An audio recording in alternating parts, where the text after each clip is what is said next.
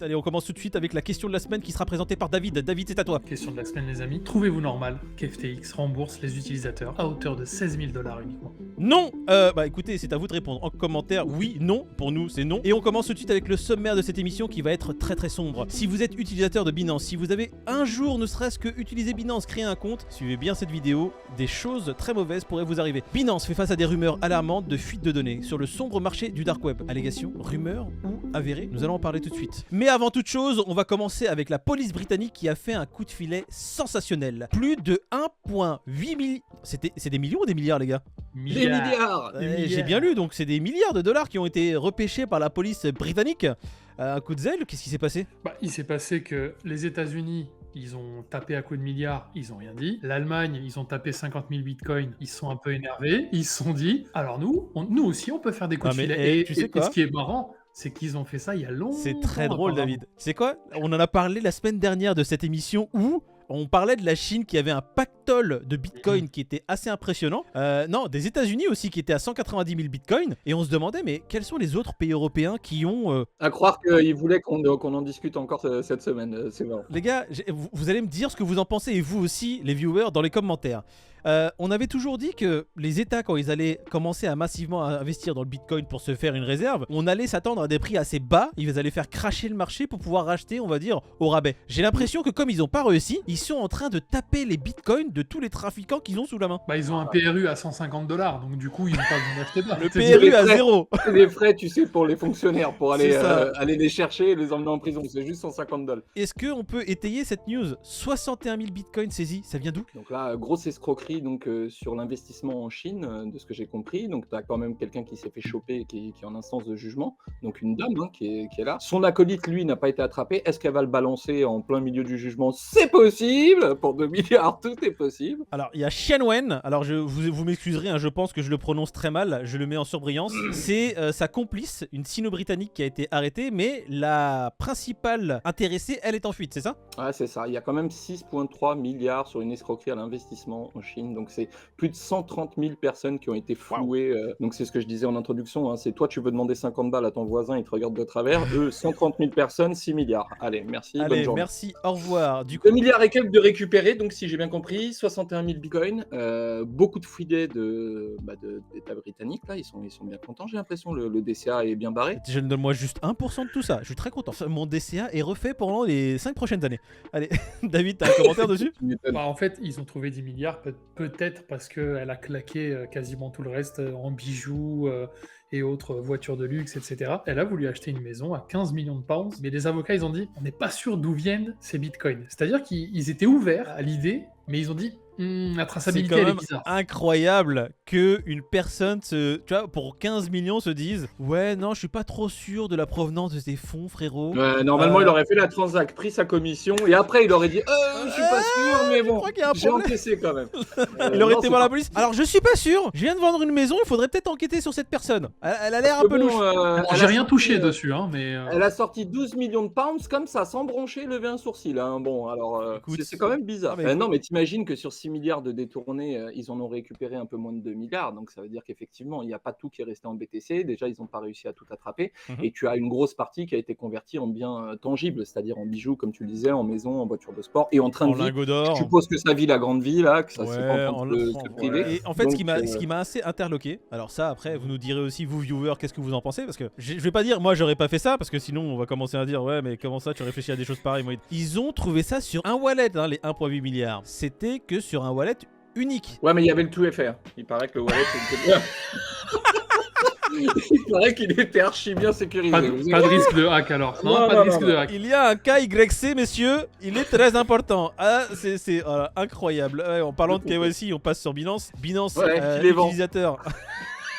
C'est quoi ce FUD, Peter? Personne ne vend quoi que ce soit ici. Non, attention. Binance s'est exprimé. Alors, attendez, on va quand même lancer la news. Si vous êtes utilisateur de Binance ou si vous avez créé un compte sur Binance et si vous avez donné vos données personnelles à Binance, écoutez bien ce qui suit. Ça peut vous intéresser. Enfin, ça peut vous intéresser. Ça va être très important pour vous. David, est-ce que tu peux nous faire un léger résumé de ce qui se passe sur la vie de Binance là? Léger résumé. Donc, du coup, la plupart des gens qui sont sur Binance aujourd'hui doivent faire ce qu'on appelle un KYC. Donc, ils doivent montrer patte blanche, pièces d'identité, etc. Il se dit que dans le dark web, pas mal de données d'utilisateurs sont à vendre. Il s'avère que Binance a répondu très très vite en disant c'est pas vrai. Ce qui est intéressant, c'est que ils ont Pas pas lui. trop d'intérêt à mytho, tu vois. Donc je pense qu'ils sont vraiment sûrs de leur Ils truc, ont, parce que- ils ont pas intérêt à dire que c'est eux en même temps. En fait, c'est ça. Dans tous les cas, il n'y a aucun intérêt, gros. Merci Peter. Parce qu'en fait, dans les deux cas, ils ont aucun intérêt à ce que cette news soit T'imagines avérée ou de dire que c'est vrai. C'est vrai qu'ils sont le cul entre deux chaises et on sait pas parce que à l'époque de CZ, il nous manque ce petit CZ, hein, je vous le dis. À l'époque de CZ, il aurait fait un tweet avec son petit téléphone Huawei. Direct. Il aurait fait LOL, FUD, c'est pas vrai. Et on l'aurait tous cru. Parce que CZ, jusqu'à aujourd'hui, il a été droit dans ses bottes. Hein. Même quand il a mytho, quand il a été aux États-Unis faire des choses illégales, il s'est rendu sur place dire oui, c'est vrai, j'ai fait des choses illégales. Là, on ne sait pas qui a fait le tweet ou qu'est-ce qui se passe à la direction de Binance. Bah, en tout cas, ce qui est sûr, c'est qu'il y a eu des fuites de données d'utilisateurs de Binance. D'accord. Aussi C'est sûr, bien, ça les entités. Ouais, Sûr ça, et c'est certain plus ou moins- Ouais. Ah, en tout cas, le mec qui a lancé l'alerte sur Twitter a mis des captures d'écran de données d'utilisateurs. Donc, c'est plus ou moins avéré. Maintenant, l'idée, c'est de savoir est-ce que c'est bien fuité de chez Binance ou est-ce que c'est une source externe de Binance qui aurait pu fuiter. Parce que moi, ce que ça soulève, clairement, c'est fuité. Parce que moi aussi, j'ai du mal avec les Moi mots. aussi. Non, c'est un truc que ça soulève et qui m'interroge, moi, clairement, c'est putain, on nous casse les couilles à nous demander nos informations personnelles pour éviter, tu vois, le blanchiment d'argent et tout, ta pièce d'identité, maintenant, tu es obligé d'écrire ton nom sur un papier, ta photo, tu sais, de filmer en direct, sortir ton livret de famille, enfin, c'est une histoire, ok.